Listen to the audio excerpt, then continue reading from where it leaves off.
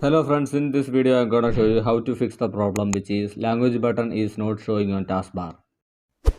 The first thing that you will have to do is right click on taskbar and click on the option taskbar settings.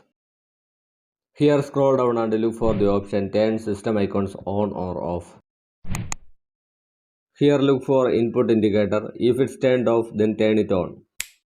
As you can see that the language button is now showed up. If it doesn't work then just follow my steps. Now click on the Windows icon and select settings. Here click on the option devices. Now on the left side click on typing. Here click on the link advanced keyboard settings. Now check the option use the desktop language bar when it's available. If it doesn't work either, click on the link language bar options. Here select the option docked in the taskbar. Click on apply and OK.